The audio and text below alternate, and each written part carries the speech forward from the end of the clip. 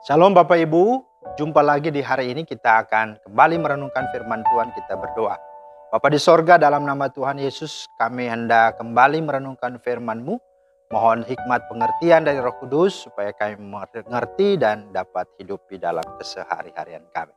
Dalam nama Tuhan Yesus kami berdoa, amin. Bapak Ibu, firman Tuhan kita terambil dari 1 Samuel 3 ayat 18 bagian B. Dia Tuhan biarlah diperbuatnya apa yang dipandangnya baik. Dia Tuhan, biarlah diperbuatnya apa yang dipandangnya baik. Nah Bapak Ibu, ada seorang tukang tahu. Setiap hari ia menjual dagangannya ke pasar. Untuk sampai ke pasar dia harus naik angkot langganannya. Dan untuk sampai ke jalan raya, dia harus melewati pematang sawah. Nah setiap hari dia berdoa supaya Tuhan memberkati dagangannya dan supaya dagangannya laris. Nah Bapak Ibu, suatu ketika pada waktu dia ingin pergi ke pasar, dia melewati sawah menuju jalan raya untuk naik angkot langganannya. Tetapi entah kenapa tiba-tiba ia terpeleset dan kecemplung ke dalam sawah. Semua dagangannya jatuh ke sawah, hancur berantakan. Jangankan untung, modal pun jadi buntung gitu ya. Dia pun mengeluh kepada Tuhan, bahkan menyalahkan Tuhan, katanya, "Ya Tuhan, mengapa Engkau beri cobaan seperti ini? Bukankah aku setiap hari selalu berdoa kepadamu?" Akhirnya Bapak Ibu, ia pun pulang dan tidak lagi melanjutkan ke pasar karena memang dagangan sudah hancur, sudah rusak. Tetapi selang 2 jam kemudian ia mendengar kabar bahwa angkot langganannya itu yang setiap hari ia naiki, pagi itu jatuh ke dalam jurang dan semua penumpangnya tewas seketika. Hanya ialah satu-satunya calon penumpang yang selamat. Kemudian sorenya ada seorang peternak bebek sedang mencari dia. Hendak membeli tahu untuk makan pakan bebek. Namun anehnya seorang peternak bebek itu mencari tahu yang sudah hancur, sudah rusak. Karena hanya untuk campuran makanan bebek. Mendengar itu spontan bapak itu menangis bahagianya. Kenapa? Karena tahunya yang remek, yang hancur dibeli semua oleh peternak. Dan dia syukuri. Kemudian dia bersyukur kepada Tuhan. Karena 2 hal. Dia tidak mati pada waktu itu.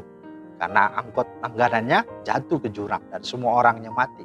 Dia luput dari itu. Yang kedua, makanan, pakan, tahu yang dia sudah buat itu hancur. Dibeli semuanya oleh peternak bebek. Nah saudara, pesan dan pelajaran apa yang dapat kita petik dan ambil dari cerita ini?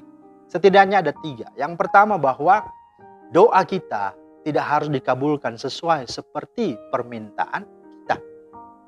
Janganlah atau berhentilah mengeluh hanya karena doa kita tidak dijawab. Atau hanya karena Tuhan tidak baik dengan kita, menurut kita seketika itu. Kan? Nah yang kedua, tetaplah bersyukur bahwa segala sesuatu yang kita alami termasuk kejadian buruk sekalipun pastilah memiliki maksud dan rencana Tuhan yang baik. Setidaknya kita menjadi pribadi yang berpikir positif, menjadi pribadi yang bersyukur dan ikhlas, serta teruji menghadapi semua keadaan.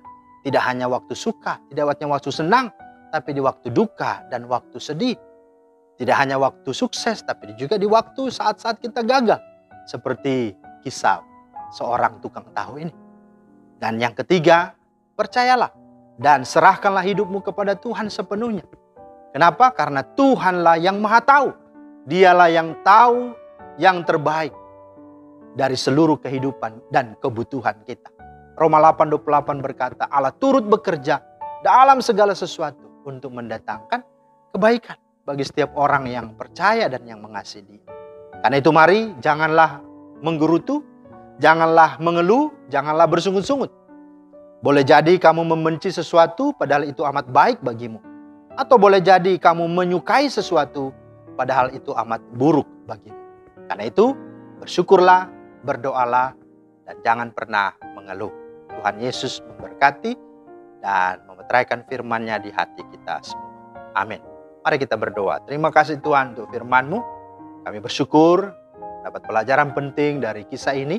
Biarlah kami mulai menjadi pribadi-pribadi yang terus hidup bersyukur, hidup percaya dan mengandalkan Tuhan bahwa segala sesuatu Tuhan punya rencana yang indah di balik semua hal, termasuk hal yang buruk, bahkan yang gagal yang kami alami.